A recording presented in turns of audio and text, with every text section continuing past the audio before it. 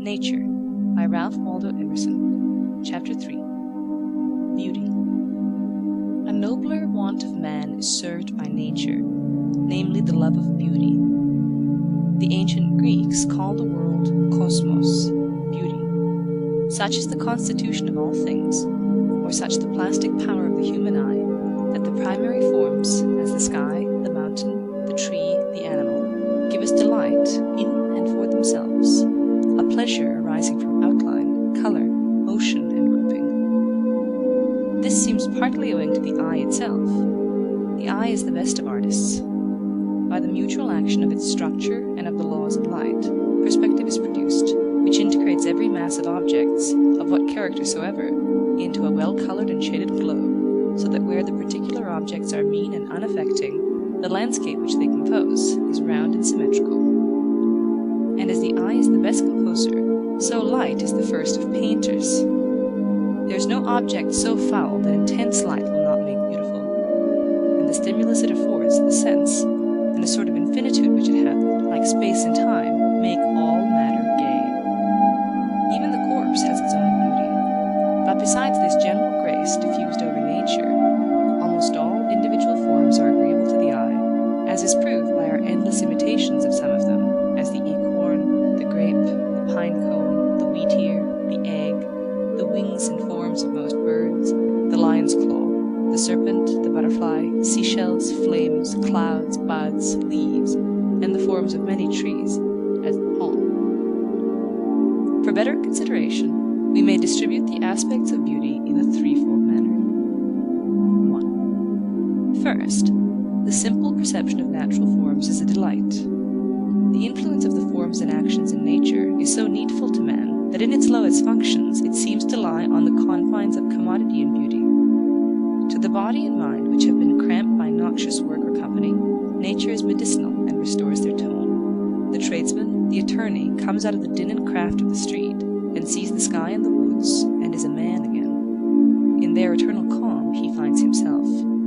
The health of the eye seems to demand a horizon. We are never tired, so long as we can see far enough. But in other hours, nature satisfies by its loveliness, and without any mixture of corporeal benefit.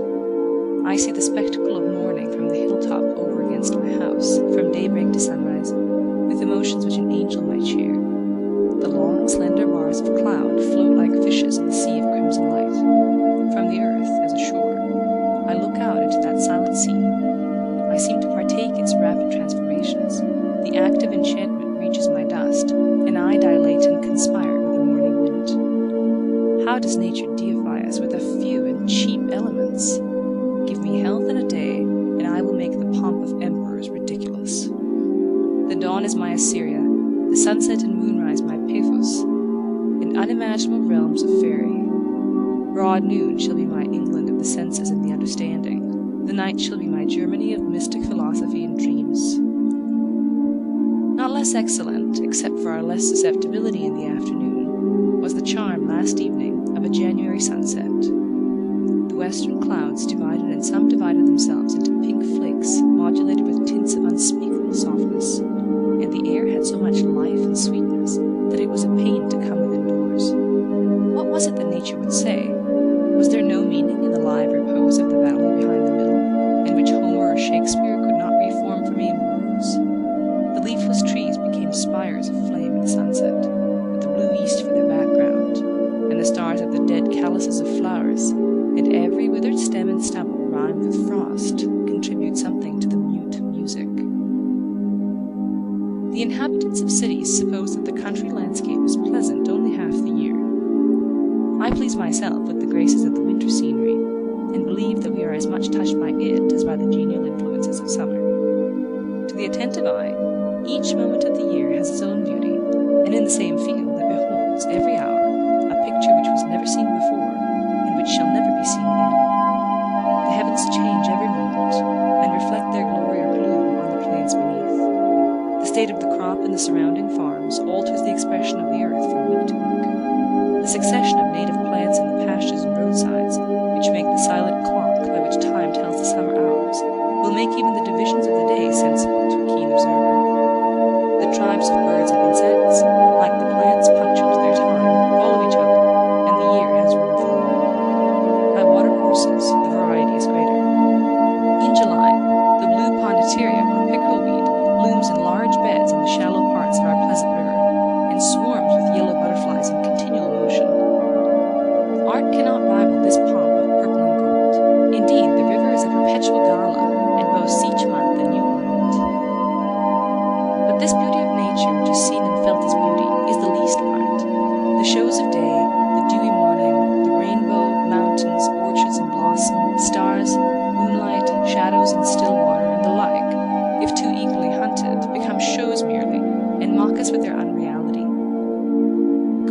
house to see the moon, and 'tis mere tinsel.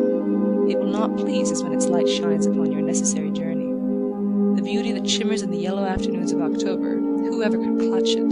Go forth to find it, and it is gone. 'Tis only a mirage as you look from the windows of diligence. 2. The presence of a higher, namely of the spiritual element, is essential to its perfection. The high and divine beauty which can be loved without effeminacy is that which is found in combination with the human will. Beauty is the mark God sets upon virtue. Every natural action is graceful. Every heroic act is also decent, and causes the place and the bystanders to shine. We are taught by great actions that the universe is the property of every individual in it. Every rational creature has all nature for his dowry and estate. It is his, if he will. He may divest himself of it. He may creep into a corner and abdicate his kingdom, as most men do, but he is entitled to the world by his constitution. In proportion to the energy of his thought and will, he takes up the world into himself. All those things for which men plough, build, or sail, obey virtue, said Sallust. The winds and waves, said Gibbon, are always on the side of the ablest navigators. So are the sun and moon, and all the stars of heaven. When a noble act is done, perchance in a scene of great natural beauty, when Leonidas and his 300 martyrs consume one day in dying, and the sun and moon come each and look at them once in the steep defile of Thermopylae, when Arnold Winkelried, in the high Alps, under the shadow of the avalanche, gathers in his side a sheaf of Austrian spears to break the line for his comrades, are not these heroes entitled to add the beauty of the scene to the beauty of the deed? When the bark of Columbus nears the shore of America, before it, the beach lined with savages, fleeing out of all their huts of cane, the sea behind, and the purple mountains of the Indian archipelago around, can we separate the man from the living picture? Does not the New World clothe his form with her palm groves and savannas as fit drapery? Ever does natural beauty steal in like air, and envelope great actions. When Sir Harry Vane was dragged up the Tower Hill, sitting on a sled, to suffer death as the champion of the English laws, one of the multitude cried out to him, "You never sat on so glorious a seat." Charles II, to intimidate the citizens of London, caused the patriot Lord Russell to be drawn in an open coach through the principal streets of the city on his way to the scaffold. But, his biographer says, the multitude imagined they saw liberty and virtue sitting by his side. In private places, among sordid objects, an act of truth or heroism seems at once to draw to itself the sky as its temple, the sun as its candle. Nature stretcheth out her arms to embrace man, only let his thoughts be of equal greatness. Willingly does she follow his steps with the rose and the violet, and bend her lines of grandeur and grace to the decoration of her darling child. Only let his thoughts be of equal scope, and the frame will suit the picture. A virtuous man is in unison with her works, and makes the central figure of the visible sphere. Homer, Pindar, Socrates, Phocion associate themselves fitly in our memory with the geography and climate of Greece. The visible heavens and earth sympathize with Jesus, and in common life, whosoever has seen a person of powerful character and happy genius will have remarked how easily he took all things along with him, the persons, the opinions, and the day, and nature became ancillary to a man. 3. There is still another aspect under which the beauty of the world may be viewed, namely, as it becomes an object of the intellect. Beside the relation of things to virtue, they have a relation to thought. The intellect searches out the absolute order of things as they stand in the mind of God, and without the colors of affection. The intellectual and the active powers seem to succeed each other, and the exclusive activity of the one generates the exclusive activity of the other. There is something unfriendly in each to the other, but they are like the alternate periods of feeding and working in animals. Each prepares and will be followed by the other.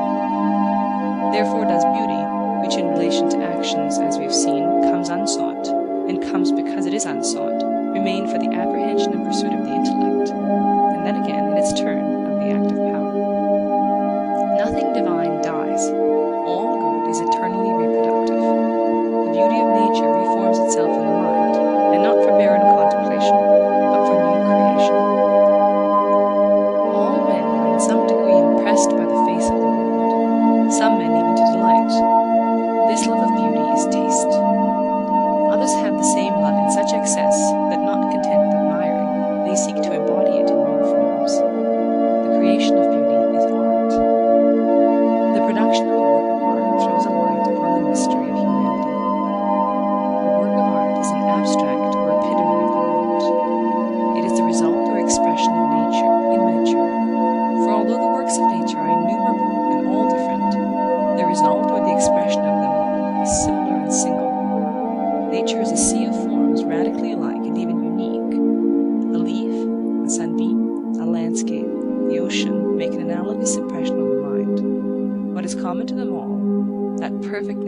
harmony is beauty.